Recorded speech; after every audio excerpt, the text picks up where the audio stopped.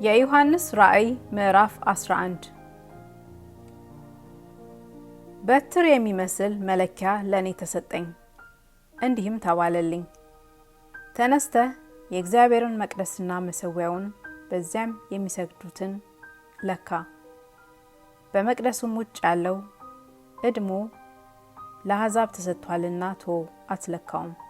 እነርሱም 42 ወር የተቀደሰችውን ከተማ ይረግጧታል።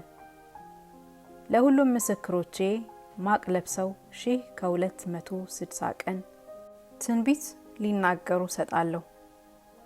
እነዚህ በምድር ጌታ ፊት የሚቆሙ ሁለቱ ወይራዎችና ሁለቱ መቅረዞች ናቸው።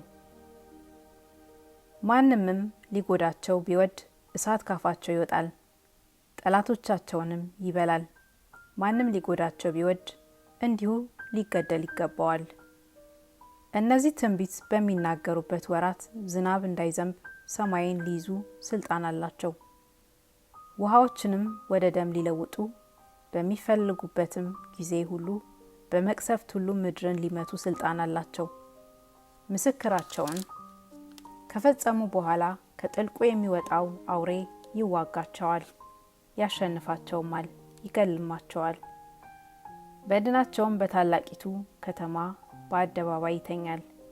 በእርሷም በመንፈሳዊ ምሳሌ ሰዶምና ግብጽ የተባለች ደግሞ ጌታቸው የተሰቀለባት ናት። ከወገኖችና ከነገዶችም ከቋንቋዎችም ከአሕዛብም የሆኑ ሰዎች 3 ቀን ተኩል በድናቸውን ይመለከታሉ። በድናቸውም ወደ መቃብር ሊገባ አይፈቅዱም።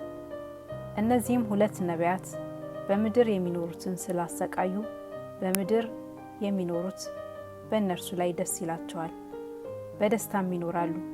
እርስ በርሳቸውም ስጦታ ይሰጣጣሉ።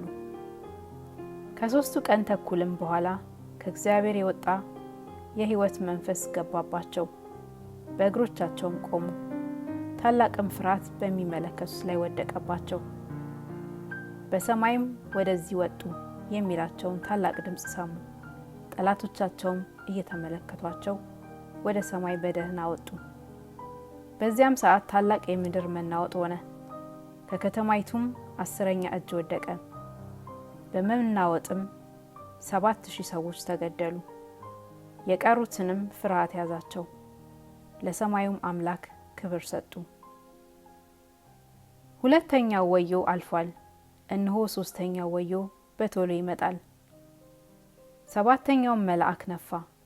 በሰማይም የዓለም መንግስት ለጌታችንና ለእርሱ ለክርስቶስ ሆነች፣ ለዘላለምም እስከ ዘላለም ይነግሳል የሚሉ ታላቅ ድምጾች ሆኑ። በእግዚአብሔርም ፊት በዙፋኖቻቸው የተቀመጡ 24ቱ ሊቃናት በግንባራቸው ተደፍተው ለእግዚአብሔር እየሰገዱ እንዲህ አሉ።